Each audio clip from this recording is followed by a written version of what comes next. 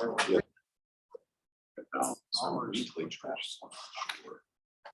They do that every year. Yes, right. I'm not sure. Every year.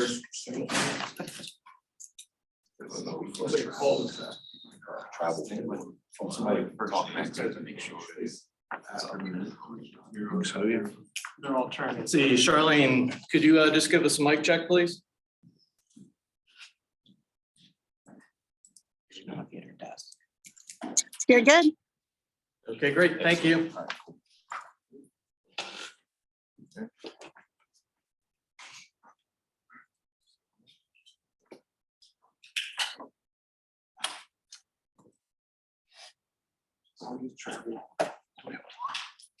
Yeah, good friends. Of retirement.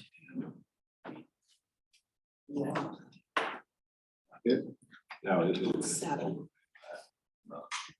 Online. Claire's.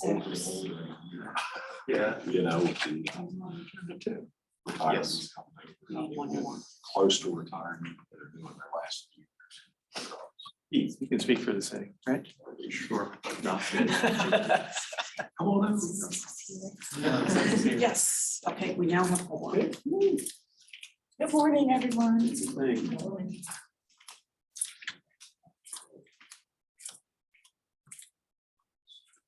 That's It's it. building out so fast. 452.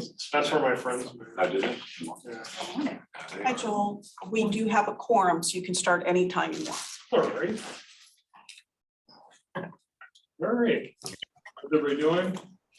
Back from Independence Day. Well, welcome to this special joint meeting of the technical committee, the interagency consultation group. This meeting is being recorded, so look sharp. Anyone online should be experiencing difficulties during the meeting, please send a message to the chat box. At this time, I ask that Rebecca Dybel start the roll call to determine member participation. Rebecca? Thank you. I'll do the roll call for tech committee first. All right. City of Annapolis. Anne Arundel County. Baltimore City, Here. Baltimore County. Carroll County.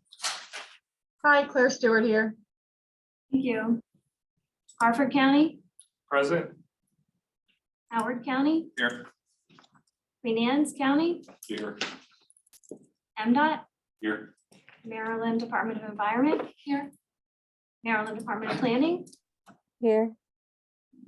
MDOT MTA, Here. MDOT SHA. Now I'll do the ICG attendance, BRTB, Here. MDE. Here. MDOT. Here. FHWA. FTA. And EPA. Thank you. All right. Now I'd like to welcome new members. So Claire Stewart is now representing Carroll County. We heard her online.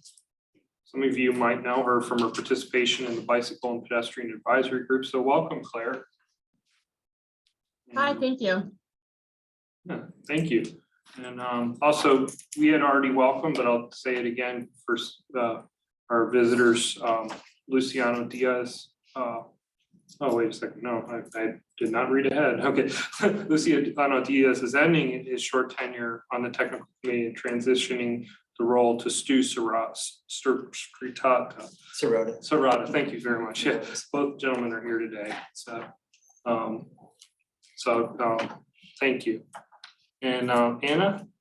Yeah, likewise, there's a change on ICG. Representing MDOT is Miss Sophia Cortázar. Welcome. All right. Lots of changes. Well, thank you everyone for participating. So the first thing that we have for the technical committee is the approval of the technical committee minutes and the May, and then we'll switch over to the May ICG minutes. So our first item is approval of the June 6th technical committee meeting. Has everyone had a chance to review those minutes? All right. May I have a motion and a second from technical committee members to approve the minutes? All right. Second Baltimore County. Thank you. All right, so we got a motion and a second. So we'll now vote on approval of the minutes. Members in support of the minutes say aye. Aye. All right. I'm sorry, who made the motion? So, Patrick, thank you. Any members that are not in support of the motion, please say nay. Okay. All right, switch over to Anna. All right, the next item is the approval of the minutes from the May 3rd ICG meeting. Has everyone had a chance to review the minutes? Okay, and can I please have a motion and a second from ICG members to approve the minutes? Motion to approve. Thank you. I'll second the motion. Thank you. We will now vote on approval of the ICG minutes. Members in support of the minutes, please say aye. Thank you, everybody.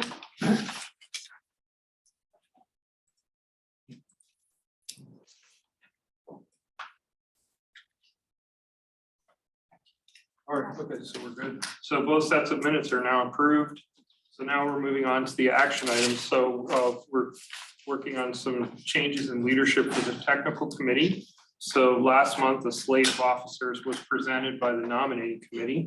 This slate offered MDOT for the chair and Baltimore County for the vice chair. At this time, are there any additional names for the floor? Any other considerations? You're presenting. All right.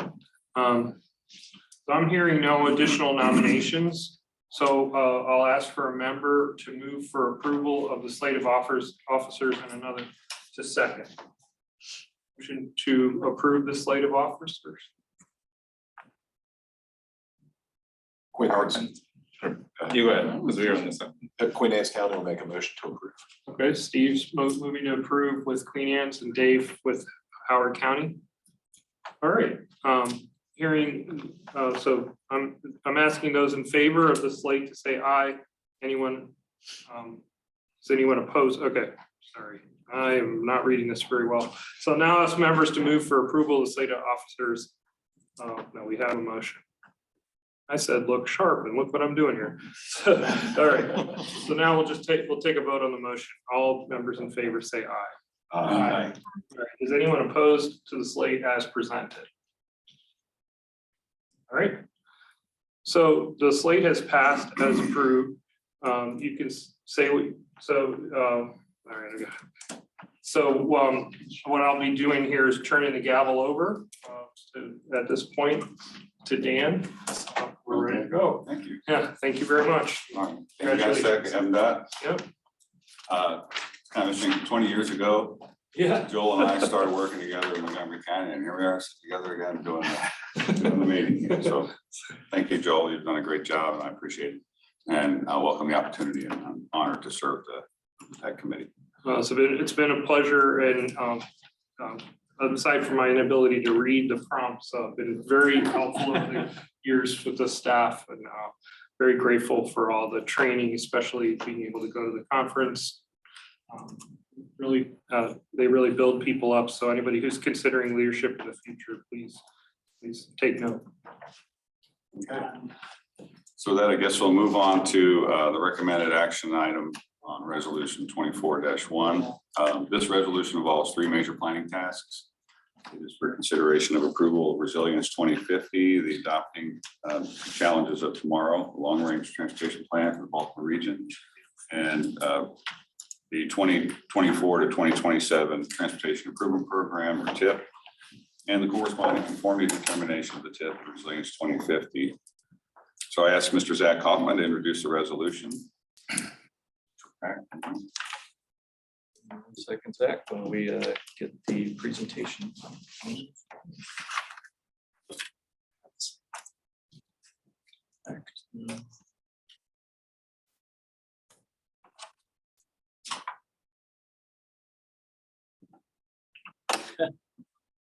See how this goes.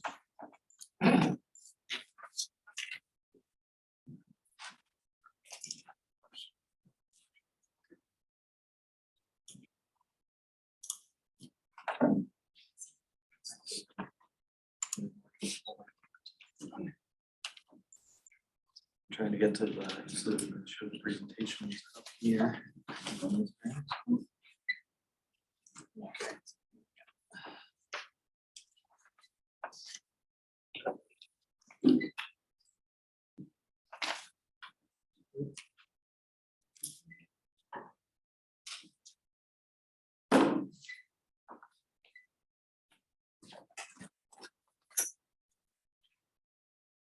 Few more seconds.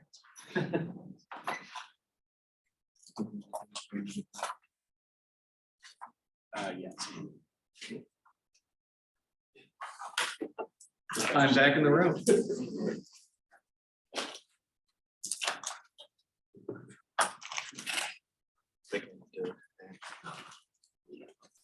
Hopefully. Charles went to get they want to go.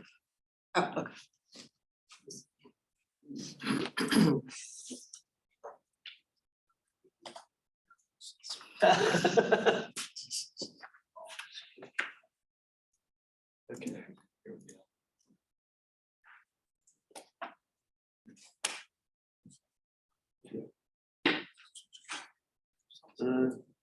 I like.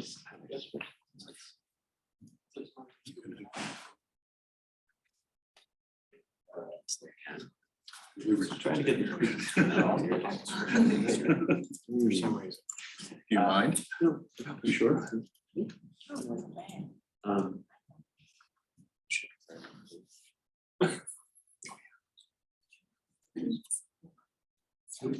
Okay.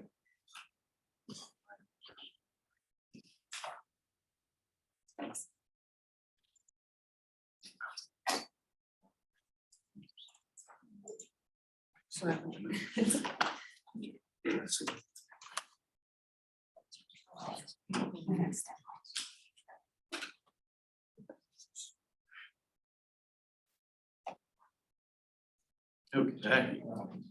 Thank you. All right. Take two. Good to go? I think so. All right. Sorry for the delay. So as Dan said, today the technical committee is considering resolution 24-1 in regards to recommendation of approval of three documents, the Resilience 2050 long-range plan, the 24 to 27 transportation improvement program, and the associated air quality conformity determination. So I'll start with Resilience 2050. So you all have been engaged for nearly 2 years now with Resilience 2050. Here are some key resolutions from that process. We began by considering our guiding principles, 9 regional goals, along with supporting implementation strategies in November of 21. Looking at how we should prioritize investments for Resilience 2050 through an updated project scoring methodology, also in November of 21.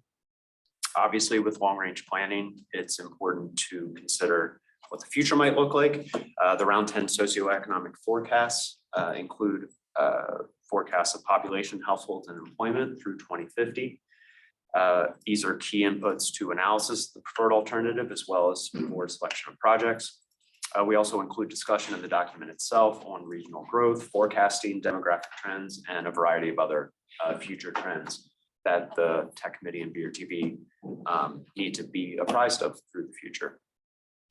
You all are aware that Resilience 2050 must be fiscally constrained, so we considered the revenues that we anticipate to be available from local, state, and federal sources through 2050.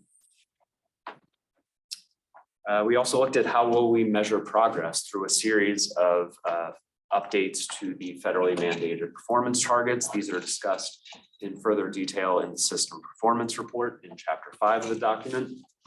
Obviously, a key component is the consideration of candidate projects, the scoring of those projects, estimation of the cost of those projects. That was done last year and led up to the presentation of a draft preferred alternative to the tech committee in January of 2023, where we had the fiscal constraint line showing which projects would not be able to be afforded by the revenues anticipated to be available. Ultimately, 56 of the 62 roadway projects submitted are in the draft preferred alternative, and all 36 transit projects. That was followed by analyses of air quality conformity, travel demand modeling, environmental justice analysis, environmental identification of environmental mitigation strategies, as well as consideration of the strategic highway network.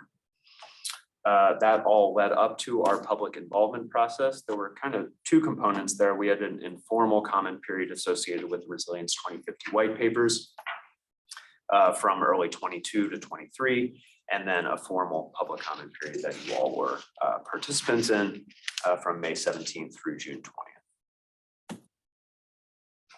So some things that we think we're doing better here.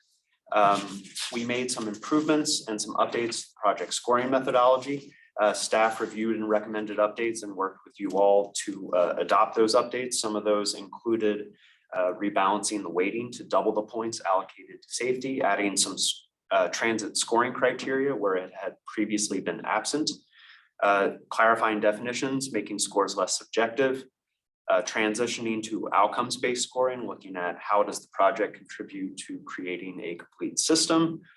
We also sought to integrate impacts to EJ populations into the scoring into a variety of the criteria where points had not previously been allocated. And in response to the goals and strategies comment period, which really focused on a lot of the comments focused on recommending increases in transit and less focus on highways. So we sought to accommodate those comments by increasing the maximum technical score for transit projects to 55 while leaving the highway maximum at 50. I already mentioned the Resilience 2050 white papers. This was a series of papers that were intended to break down key LRTP topics into more digestible chunks and then inform the document itself. A lot of different topics were covered, listed here. There were 11 papers in total. And ultimately that led to an improved demographic trends and factors and trends discussions in the document. We also added a consistent methodology for forecasting local funding. We worked on a local funding projection tool with a consultant and local jurisdiction staff in 2022.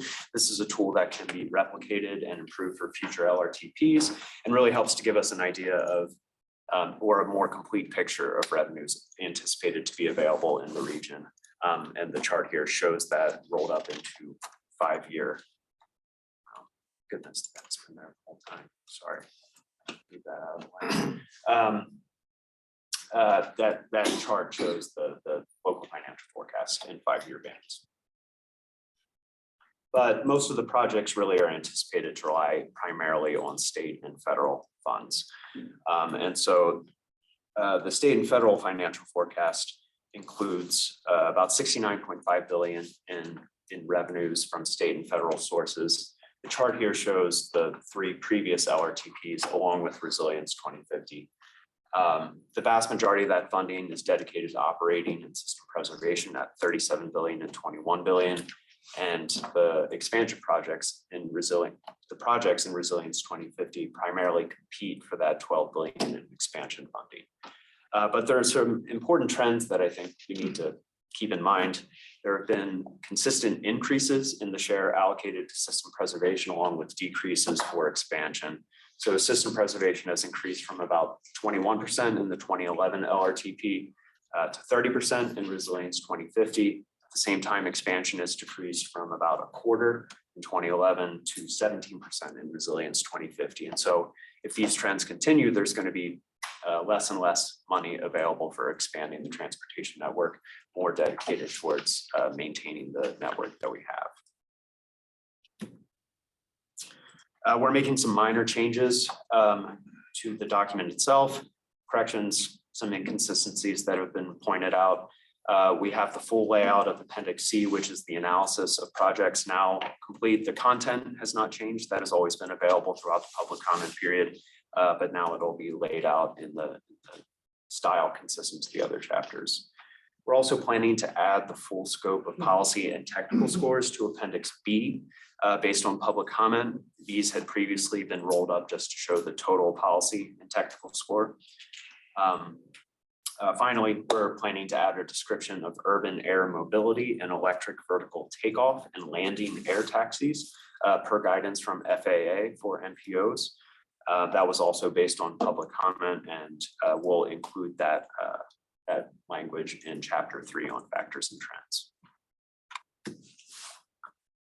So moving on to public comment, we received over 100 comments from 173 participants. Some main themes did emerge: negative sentiment towards the scale of roadway expansion, both in terms of the number of projects and the amount of expenditures, concerns with the implications of that expansion for climate change, land use and sprawl, as well as air quality and public health. On the other hand, there was a lot of positive sentiment towards transit expansion, increased transit reliability, and bicycle and pedestrian infrastructure expenditures.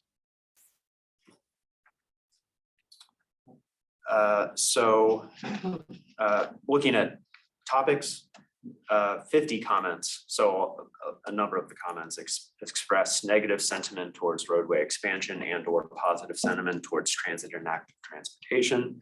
24 focused on transit issues, 9 on active transportation, 8 on air quality issues, 8 on specific projects, 5 on induced demand in regards to highway expansions, 3 comments regarding emerging technologies, 2 coalition comments that covered a broader range of issues, and 5 comments on other issues that are not as easily categorized. So, you know, a lot of thoughtful comments that really engaged with the documents. So in terms of next steps, we're considering the recommendation of the adoption of the final LRTP today, along with the TIP and air quality conformity, pending completion of responses to the comments.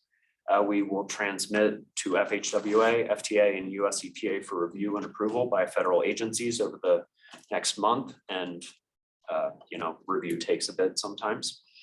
And then ultimately seeking to follow the plan from the guiding principles and goals and performance measures to implementation of specific projects. But it's important to remember that nothing is written here and that the LRTP is a living document. It can be amended and it will be updated.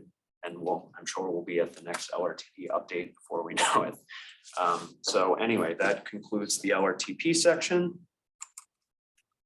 Oh, sorry, didn't realize that. And I think Keith is going to cover the 24 to 27 tip now. Yep, thanks, Zach. As Zach mentioned, I'll be presenting the 2024-2027 tip. The 2024 to 27 tip contains 143 projects this year, 13 of which are new, including 3 from Anne Arundel County, 5 in Baltimore City, 4 in Harford County, and 1 in Howard County. Additionally, there were 3 projects that were in previous tips that had been removed for a variety of reasons, but have now received funding to move forward. Those 143 projects add up to just over $4.24 billion. That includes $2.89 billion in federal funds and $1.35 billion in state and local funds. The TIPS projects support long-range goals such as safety, prosperity, and economic opportunity, and environmental responsibility. A lot of those, I think Zach may have covered. And similar to the long-range plan, the TIP is a fiscally constrained document, meaning the TIP cannot exceed what funds are available from state and local, federal sources. Slide. For comparison's sake, I just wanted to show the last several years funding in the 2024 to 2027 TIP is about $9 million more than the 2023 to 2026 TIP. And as you can see, TIP funding has remained fairly consistent over the years, ranging from $4.1 billion in 2022 to $4.4 billion in 2021. This chart is a breakdown of the funding in the TIP with state and local funding shown in orange and federal funding in blue. And then toll revenues for the Maryland Transportation Authority is shown in that teal color, I guess that is. As you can see, the Maryland Department of Transportation State Highway Administration has the largest portion of funds with over 1.9 billion of the 4.24 billion. The next largest source is the Maryland Transit Administration.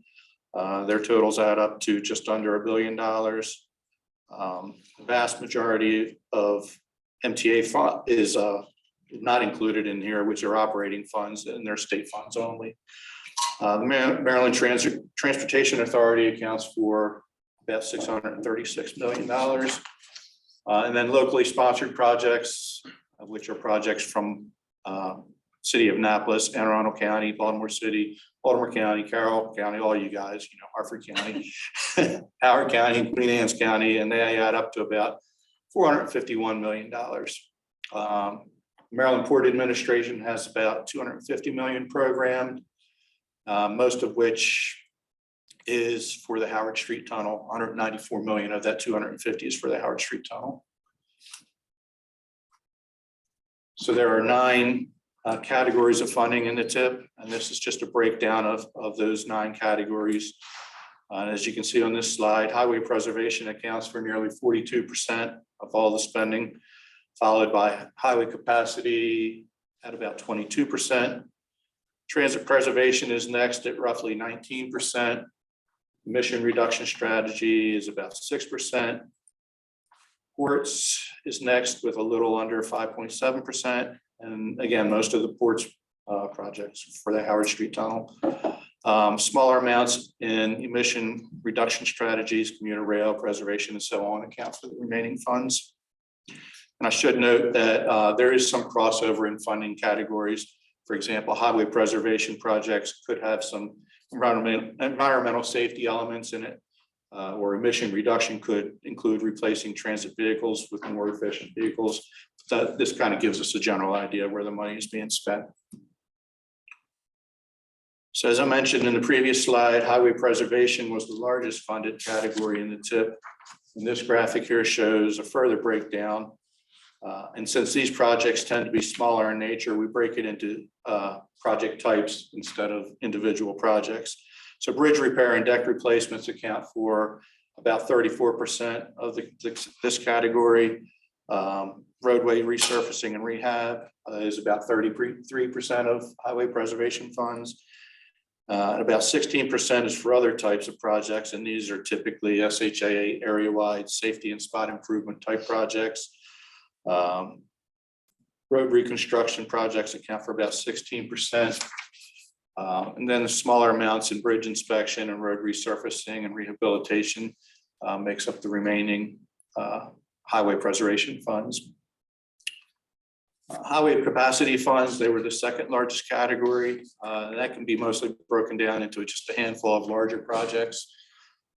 This looks like more than a handful, but MDTA's project on I-95 between Baltimore and Hartford County will add express toll lanes just north of Maryland 43 or White Marsh Boulevard to just north of Maryland 24, a little over 11 miles.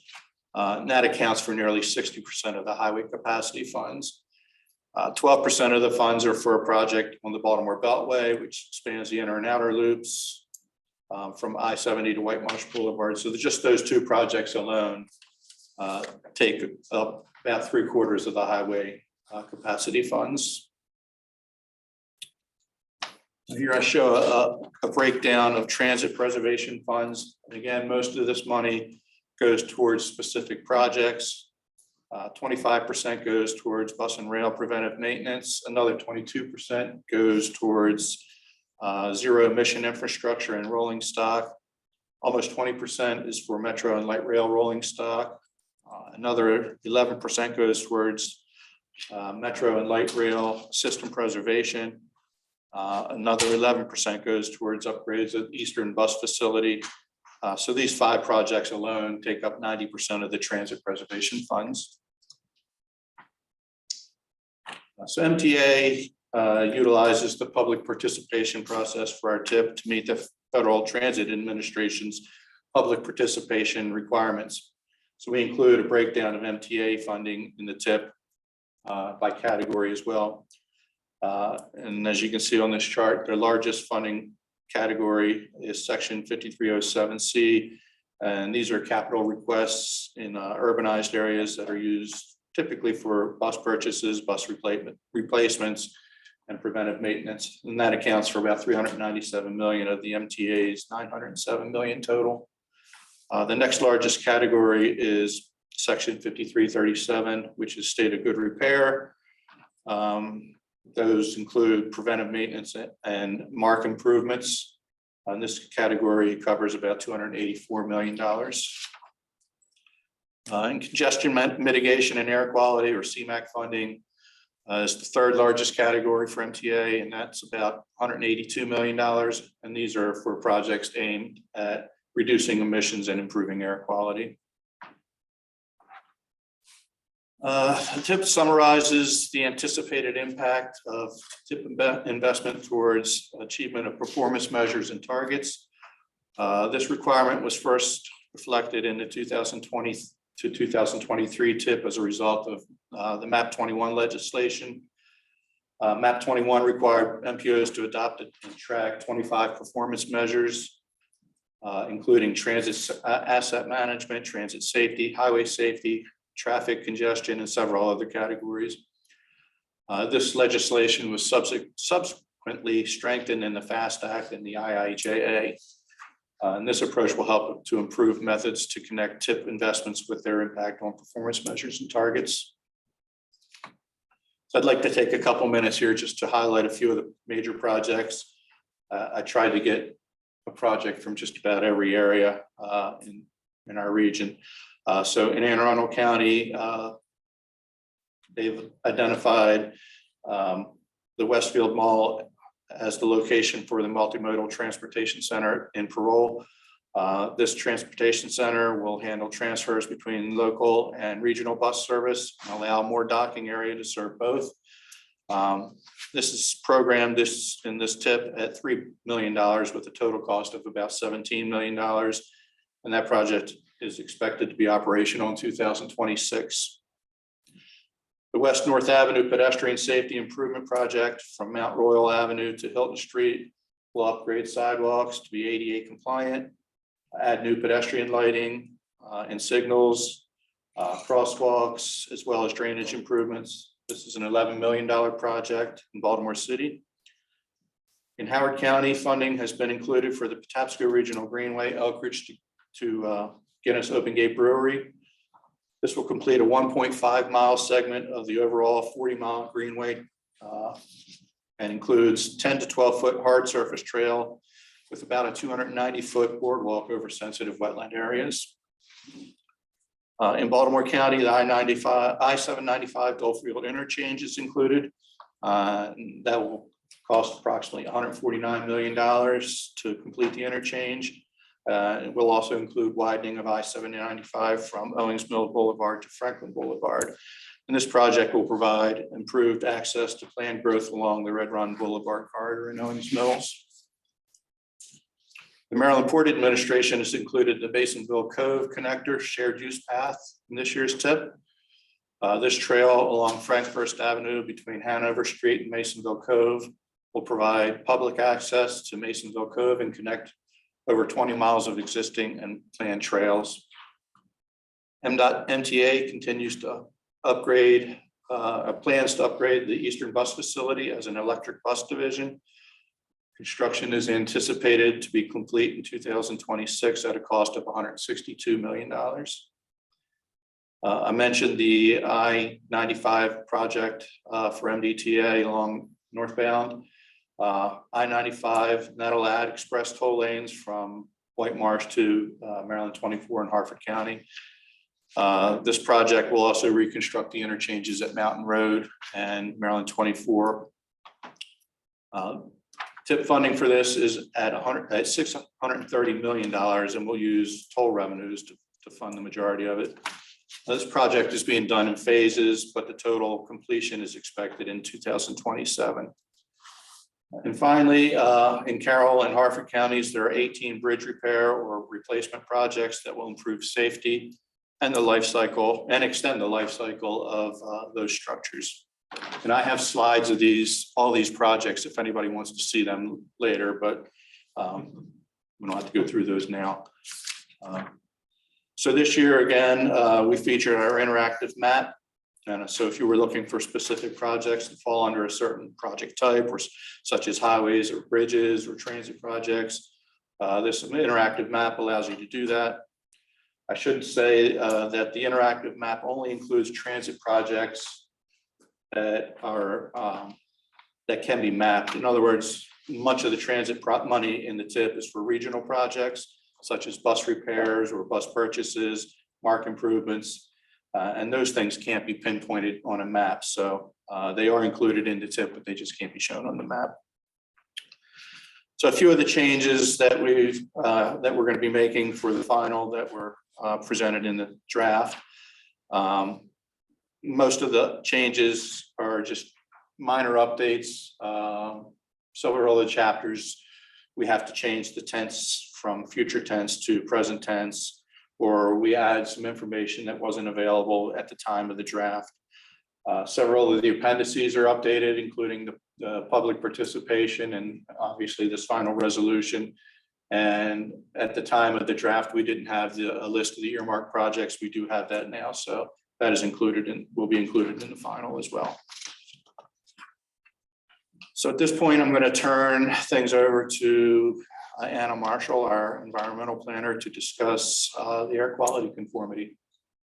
Thanks, Keith. I've had a couple slides about the air quality conformity determination document. So the purpose of it is to ensure that the LRTP and TIP as part of Resilience 2050 do not worsen air quality in the region or delay the attainment of national ambient air quality standards as set by EPA.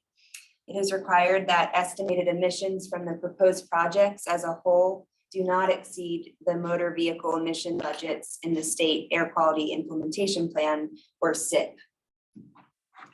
Currently, the Baltimore region is designated as a non-attainment area for the 2015 ozone standards. And as a result, in our regional emissions analysis, the precursors of ozone, which are nitrogen oxides or NOx and volatile organic compounds or VOCs, were both modeled for on-road vehicles, including cars, trucks, buses, motorcycles, and idling trucks. And 5 horizon years were modeled, including 2023, 2025, 35, 45, and 2050. And they are modeled with the existing transportation network and the proposed TIP and plan projects. And for both pollutants in all analyzed years, emission estimates are well below the SIP budgets. And finally, this kind of shows the conformity process of the ICG milestones we've completed this year. And we are currently on the last bullet point, which is requesting ICG and the technical committee to recommend approval of the conformity document. Prior to this step, coordination with ICG and MDE confirmed the methodology and conformity exemption status of each project in both the plan and the TIP. And BMC and MDE independently ran the modeling analysis. Both came up with the same results, which led ICG to approve the regional emissions analysis results for public review. And yeah, so turning back over to Zach. Right, almost there. So looking at a little bit of information on the public period. You all know we had a public comment period from May 17th through June 20th. We had paid promotion across 13 print, radio, and digital outlets. In terms of digital engagement, the analytics showed a minimum of 166,000 impressions across all outlets, a potential reach of 1 million impressions through paid promotion, in addition to additional impressions through direct social media engagement on BMC's social media accounts. We also had some earned media in WBAL, WYPR, Maryland Matters, and some other outlets. In terms of meetings, we had one recorded presentation, which was on the website, is on the website. Virtual meetings, 7 in-person meetings. Many of you were at least one of those. I already mentioned this, but comments from individuals and organizations, 100+ through email and public input, which was the main portal for receiving comments. Again, types of comments, a few key themes: negative sentiment for highway capacity expenditures, positive sentiment for transit, particularly in transit capacity for transit reliant populations, and positive sentiment for bicycle and pedestrian improvements. Overall, there were really a lot of thoughtful comments that showed deep engagement with documents, which was really good to see. It's the purpose of public involvement. And so we appreciate BRT members taking the time to read through them and respond. And I think we're getting pretty close to finalizing those responses. So I think that is all we have for you today for resolution 24-1. Okay. Thanks, Zach. Sure. Thank you, Dennis. Thank you, Keith. So now I ask for any member to move and send resolution 24-1 to BRTB pending completion of all responses to public comment, and then a second. But point of clarification, is there any point here where public comment on this? After the motion and second, and after the members have an opportunity to express any comments of theirs, then the public. Okay, so we'll ask for a motion and a second. So moved. And seconds. Okay, and discussion? So, I'm sorry, who made Joel and then David? Thank you.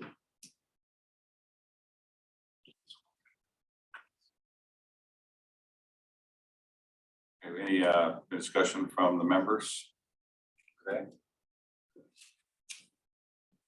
Okay, I guess we're all pretty familiar with the document and involved the process here, so.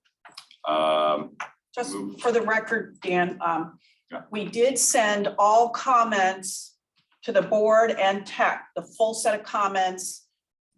Sections of comments were sent to specific members. And for ICG, we did send air quality related comments. And there was some concern this year about the wildfires in Canada and how that impacts air quality. So we want to make sure that everybody's had a chance to read some very thoughtful comments. And as Zach said, we are still working on responses. We have some coming in from members. We will send, we hope by late this week, a full set of comment with response back out to everybody. And then by Tuesday, Wednesday next week, we would like any other edits. And at that point, we'll send it back out to the public for their chance to review it before the BRTB vote. So with the comments that you've written responses to, based on either our comments or staff input, do we get to offer to comment Yes. on everybody's? Yes, if you want. Okay. All right. Right. So we just have that one comment on the vertical takeoff and lift question. Right. I want to see it before. Yes, we're going to mention it under the emerging technology. Okay. But I will tell you, set aside some time between the abridged we will have the comment in full in the document and online. But to send back out to you, we have an abridged comment. But at this point, we're at 100 pages. So, but I will tell you that, for instance, when we categorize some comments as more transit, less highway. By and large, it will be the same response. So you can kind of slip through that. Some of the others are more individualized. We have a group of comments on induced demand. That response will be the same. So you don't have to read every detail, but we're going to kind of send them to you in categories so that it's kind of easier to focus, like active transportation, air quality. There's some that are strictly in terms of MTA is working on responses that have to do with real-time apps or service reliability, things like that, that they are responding to. Whereas BMC staff worked on the more transit, less highway and a few others. So we'll send it to you and hopefully it's broken up in a way that makes it a little bit easier for you to digest. And then if you have any additional comments that you think might help the response, that's going to be important for the BRTB to consider before they vote, which we anticipate later this month. Thanks, Virginia. Okay, so we have a motion and a second, and I've asked the technical committee members if they have any questions or comments on the resolution, and hearing none.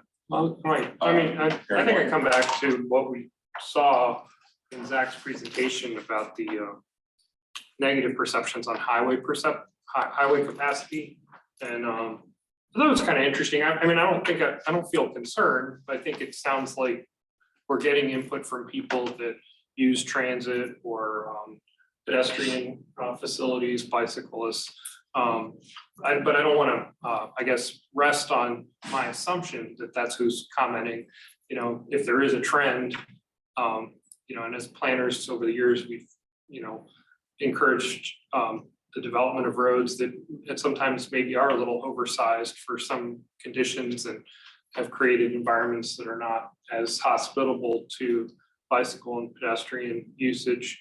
So I just wanted to rest on the fact that we got some of those negative comments, and not so much to say that we should stop the presses or anything, but you know, it's maybe something we can explore in the future.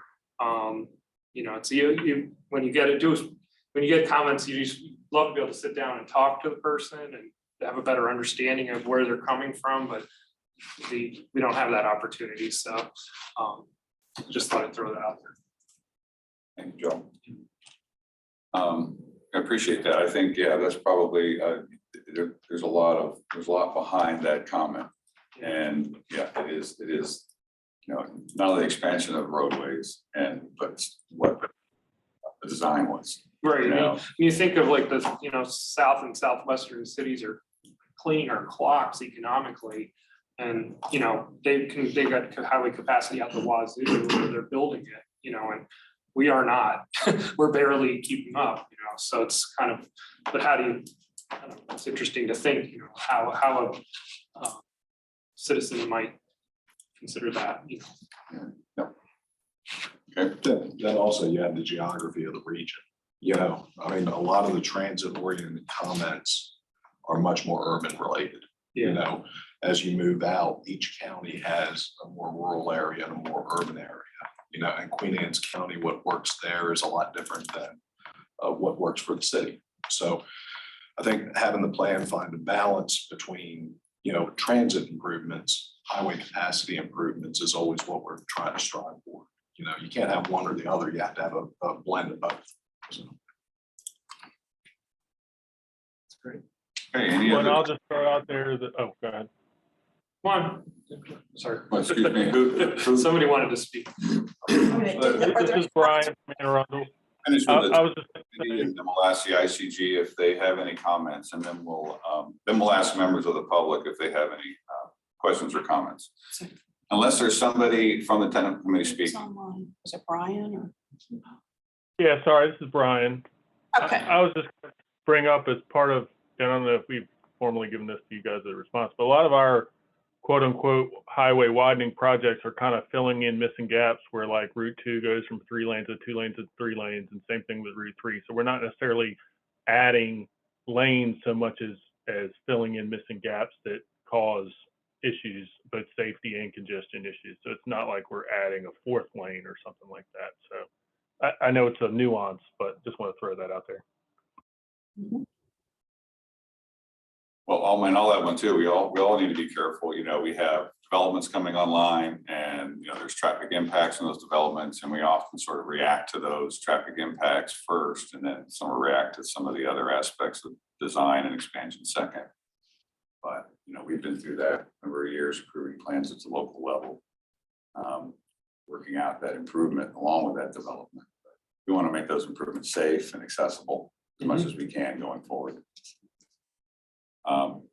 Okay, so just move over to the ICG. Any comments from the ICG on the resolution plans?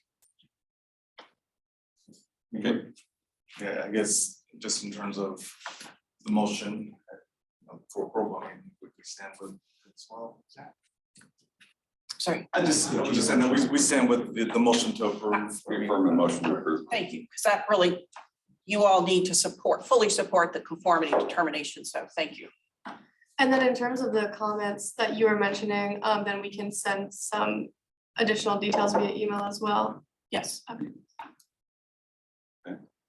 right, well, we'll now ask if members of the public have any questions or comments on the resolution. If so, indicate you would like to comment in the chat box, and Regina will check for anything emailed or in her chat box. Mr. Chair, currently there is no one requesting to speak in the chat box. Thank you, sir. All right, so we'll now vote on the resolution to send the resolution to the BRTB. When your name is read, please indicate aye or nay. Rebecca, please read down a list of members. Thank you. I'll start with Tech Committee and then follow with ICG.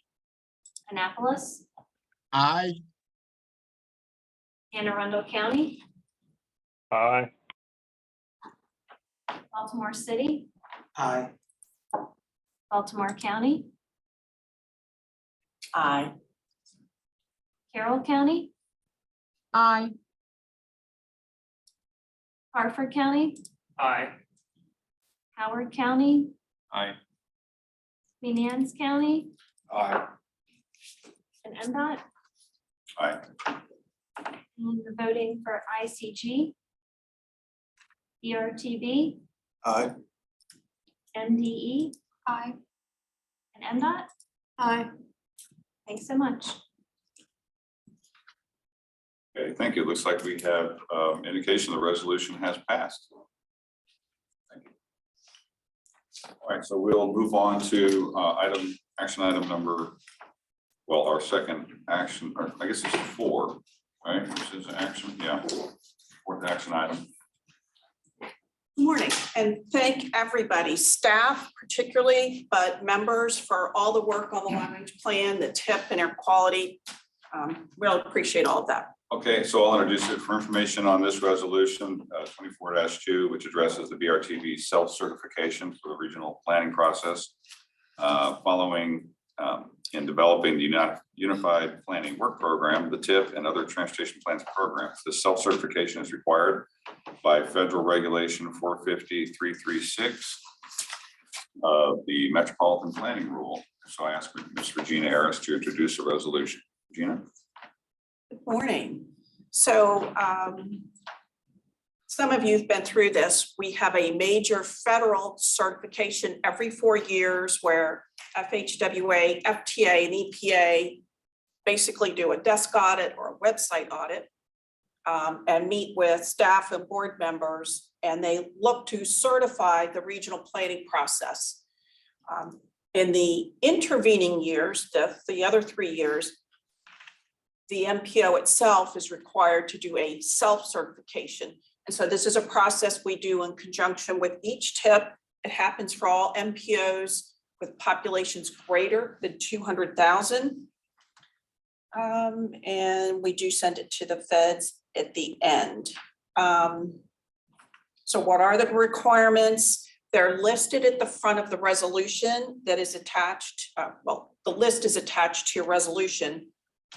And I don't necessarily need to read through this, but you can see that basically staff does a lot of the work with support from the members that we meet metropolitan planning regs, Clean Air Act, non-discrimination, both general and civil rights, as well as ADA, aging, gender, and disabilities. Each one of those are important for the process.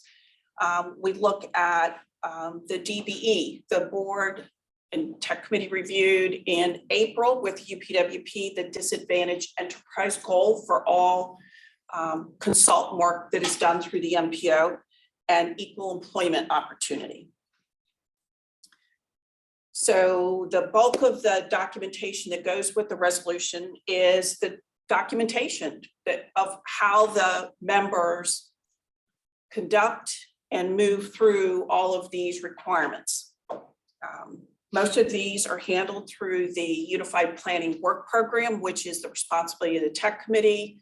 You develop it, we move it to the board for approval. And then parts of it are what BMC does in terms of equal employment for staff, how contracting and procurement. And so it applies to us as agents supporting the MPO. So what are some changes from last year?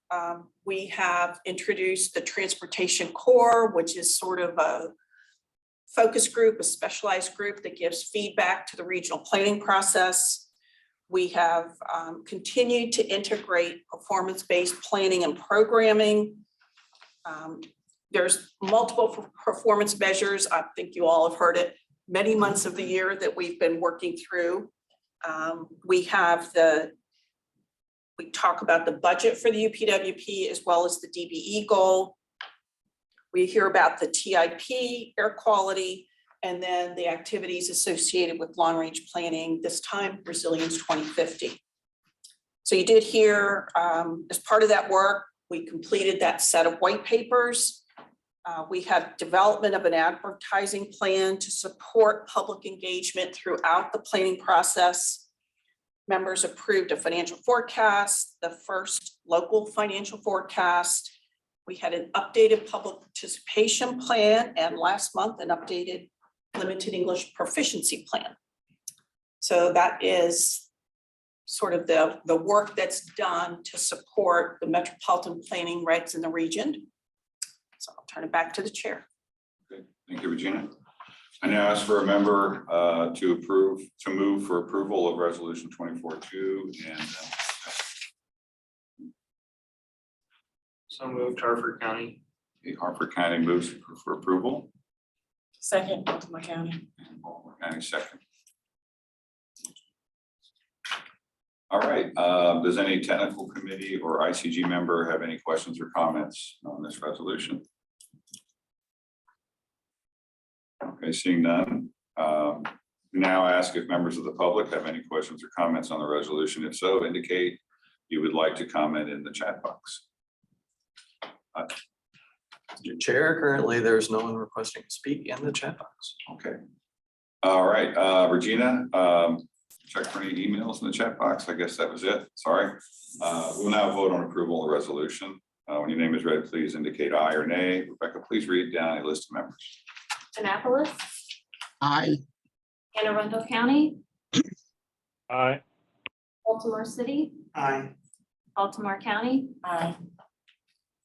Carroll County, Aye.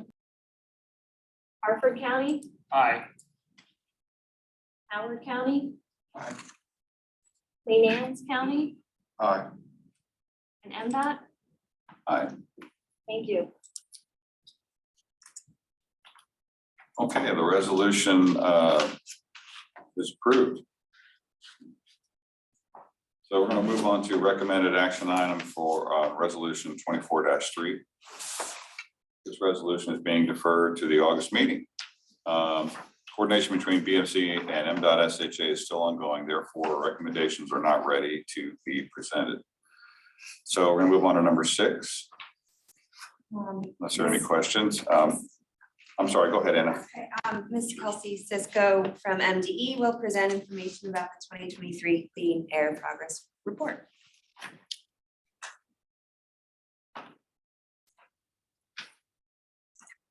Hi, everybody. My name is Kelsey Cisco. I'm a natural resources planner at MDE in the Air and Radiation Administration. I do want to state this is last year's air quality. This has nothing to do with what is going on in 2023. So this is just the progress we made last year, which is exciting. Granted, what's going on right now. So just an overview, some background, clean air progress, and have questions or discussion. And our 2023 Clean Air Progress Report is online. If you're interested in viewing it, I can share the link with Anna so she can share it with you all. Okay, so it's just some air quality. So air quality in the past, these are some pictures from 1995 in Fed Hills and here in Baltimore City, just showing how bad the smog was. And up until 2010, Maryland continued to experience very bad air quality events with ground level ozone and particulate matter levels. And the unhealthy air quality range. So in 2005 MIT PM study, Maryland was identified as the riskiest place to breathe air east of the Mississippi. And in 2008, the EPA designated the Baltimore area as the worst ozone area outside of California and Texas. So let's fast forward to now where it's so much better, as you can see in this picture, how clear the sky is. So Maryland has achieved the federal fine particle standard as well as the 2008 ozone standard and is moving towards achieving the more stringent 2015 ozone standard. And in 2020 and 2022, we recorded the fewest number of bad ozone days ever recorded in a year. So some highlights. So this is a quote from our secretary. Maryland has been measuring and monitoring air pollution levels for over 30 years, and I can now announce the state is, for the first time ever, measuring levels of air pollution that meet all ambient air quality standards in every part of Maryland. Big deal, big deal. Yes, so for nearly 30 years, our air quality has dramatically improved. You can see it's on this little chart here. Ozone is finally in attainment for the 2015 standard. So in 2022, Maryland measured attainment of the federal standard for ground level ozone, and this is now, the state is now measuring levels of air pollution that meet all of the ambient air quality standards. So particulates, ozone, lead, carbon monoxide, nitrogen dioxide, and sulfur dioxide. This is just showing our exceedance days. You can see we had 3 last year, and in 2021 to 2022, it kind of fluctuates there, but we're on the trend to see less exceedance days. This year is a little bit different. We can get into that later, but this is really exciting to see that we are decreasing the amount of exceedance days, and we are making improvements for ozone and all the other pollutants. And this is just showing, you can see now, we're all green here in the state for ozone, and we haven't seen that ever. We always had a little bit of yellow or orange in there, and now in 2022, the state was all green, which is great. And this is just showing fine particles, the progress we've made as well. And from 2009 down, we've beat the standard.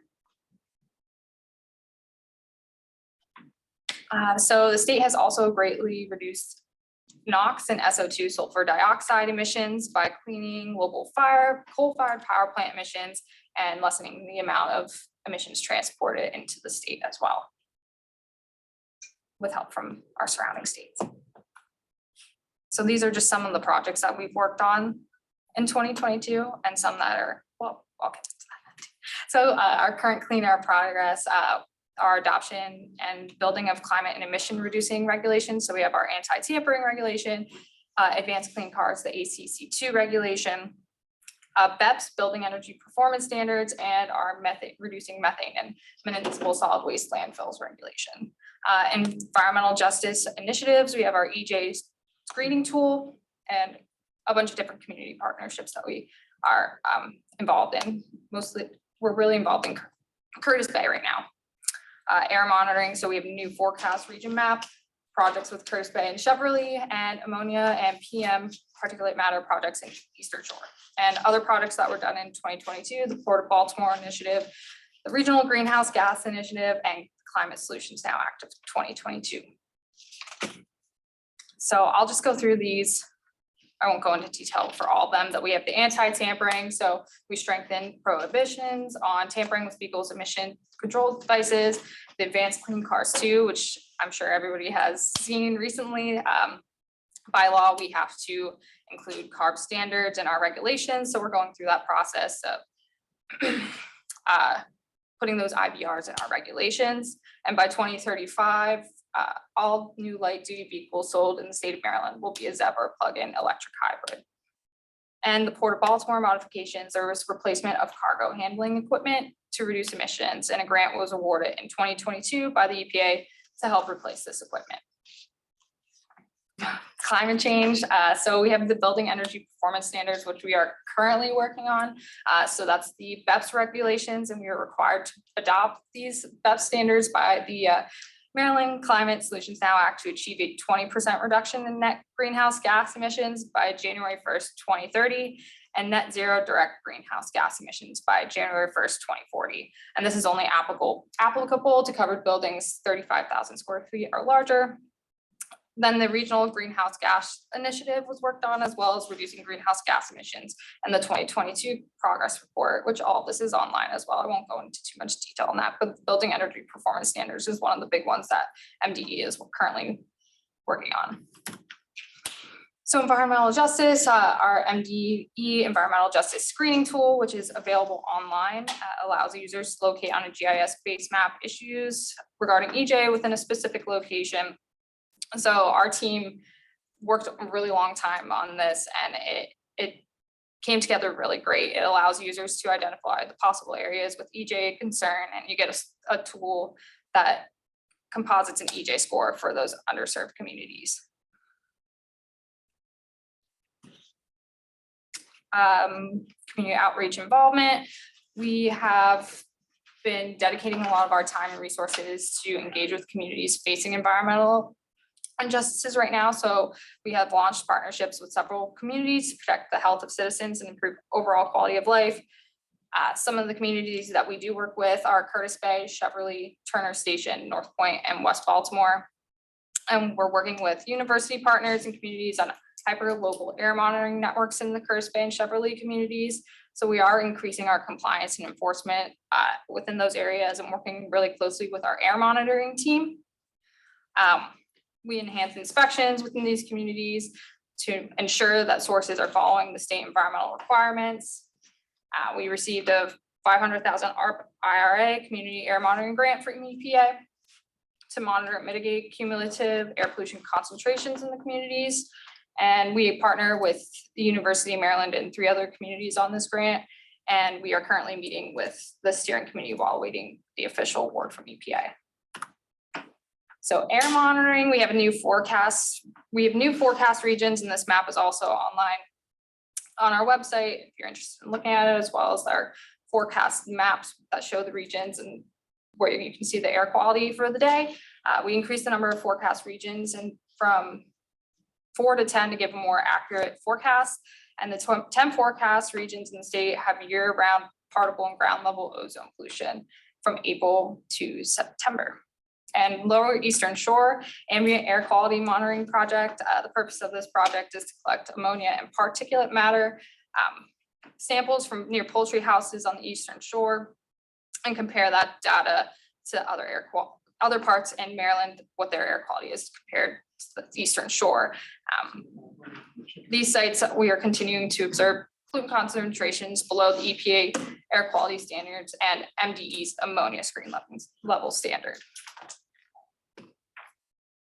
And our future air quality control action items that we have our ACAC council. These are things that are going to be coming to us in the future to hopefully pass as a regulation. So we have our omnibus regulation, and it's complemented by our advanced clean trucks regulation to provide NOx emission reductions from heavy duty trucks, our building energy performance standards, and then our MSW landfill regulations, which became final effective on June 12th, but amendments are in the works. So we'll be going back to our council. That's all I got. I'm sorry, that was a lot. So if you have any questions, thank you. Yeah, so I have to say, in my 30+ year career as a planner, that series of maps that shows from the 90s to the current, that is incredibly astounding. And I think it should be celebrated and pushed out into the public psyche as much as possible. It's such great news. The one question I have is, in terms of the reductions, the improvements, has that been quantified in terms of by sector, like how much can be attributed to the transportation sector versus coal-fired Yes, plants? And it has been. I don't have, I know we have that data. I could tell you that off the top of my head, but yes. I would love to get my hands on that. Okay. at some point. Thanks. Yeah. Yes, I wanted to ask the same question because I think a lot of us might be tempted to jump to a conclusion it's electric cars, but I know it's not. It has to be like power plants or tailpipe monitoring, mission standards. And that. Or if it's a mix of things. Right? Yeah, but it's, but I think that your first, you see a lot of Teslas on the road, that kind of thing. It's like, wow, that must be what it is. I don't think that, I think that'll eventually have more of an impact. But there it is. But please give us data if you have it. All right, excellent presentation, Kelsey. Thank Any you. other comments? So does that information show if there are sources outside the Maryland, does that get flowed into your information?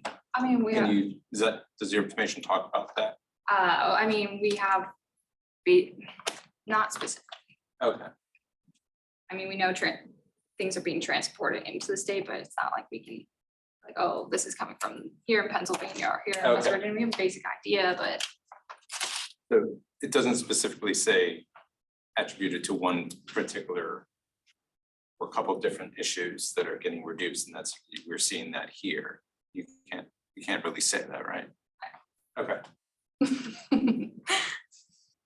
Thanks, I Kelsey. was just gonna ask too, if we could like overlay that data with like VMT or transit usage or things like that. I know like a lot of our efforts on transportation improvements are geared towards air quality, but like somebody else was saying, I'm not sure how much of an impact we have versus other things like going to electric or tailpipe emissions or things like that. So I was just curious, like I said, more data would be good. Thank you, Brian.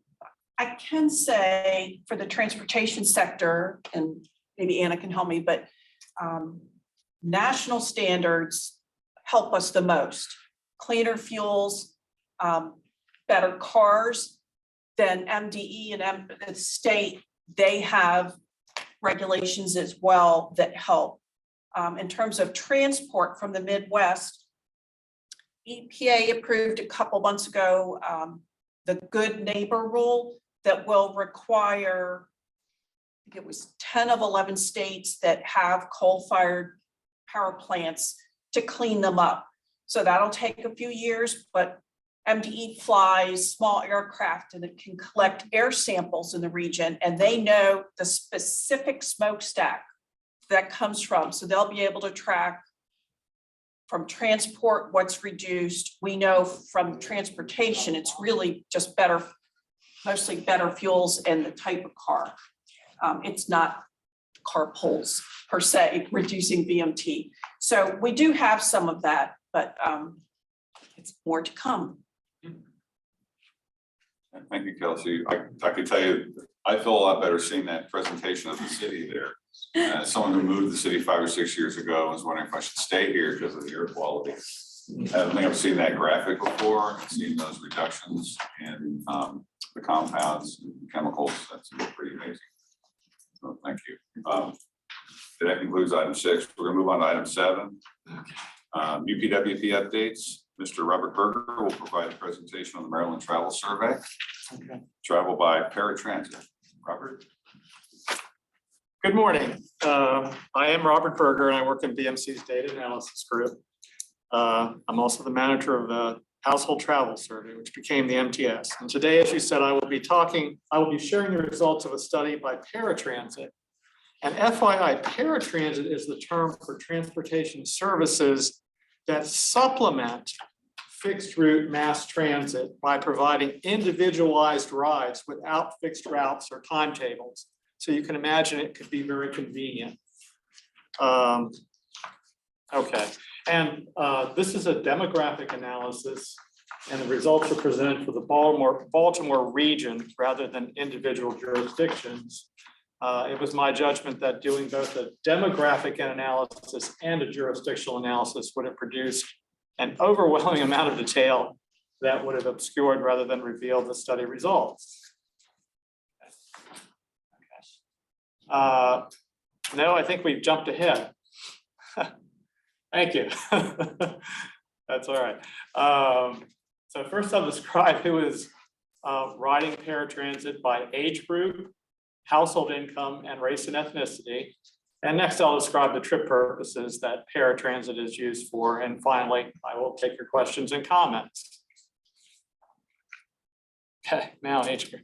All right, so the largest shares of paratransit riders are those 65 years or older at 38% and 18 to 44 years old at 31.6%. A smaller share of paratransit riders are 45 to 64 years old at 30.4%. And I will add that there were no paratransit riders among any other age group. Okay, and that just repeats what I just said. Those are summary slides, which I make available for after this. Okay. All right, so the largest share of paratransit riders are actually middle income riders who make between 25,000 and 34,999 at 28.7%. The next largest shares are those with household incomes, and this you would expect, less than $15,000 at 23.9%, and 15,000 to 24,999 at 16.1%. Smaller shares are represented by those with household incomes 35,000 to 49,999 at 15.8%, and 50,000 to 74,999 at 8.4%. A still smaller share are those with household incomes 75,000 to 99,999 at 7.1%. And not surprisingly, there are no paratransit riders among those with household incomes 100,000 to 149,999 and 150,000 or more. Okay. And we've seen that, so we can go to the next one and the next one. Okay, that's good.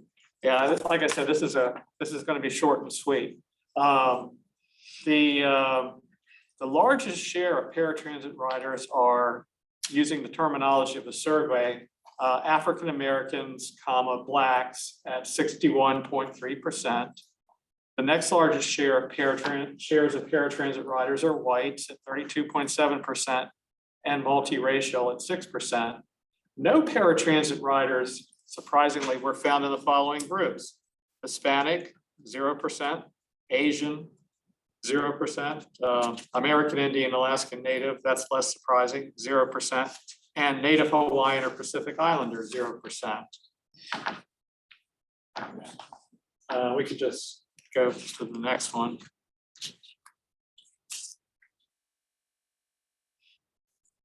Oh, my mistake. Okay, here we go.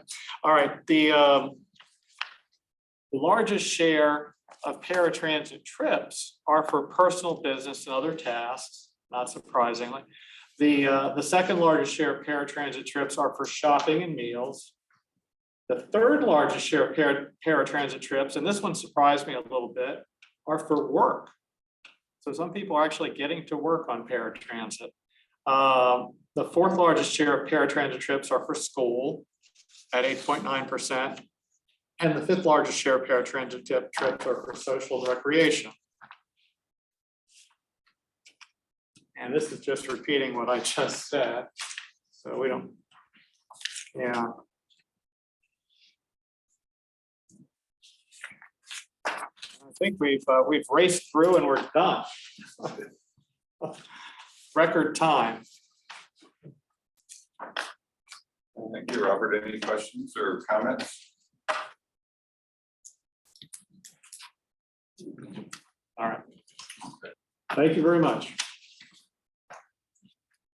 Robert, seeing none, we'll move on to number 8, other business. The next technical committee meeting will be on Tuesday, August 1st, and is a virtual meeting.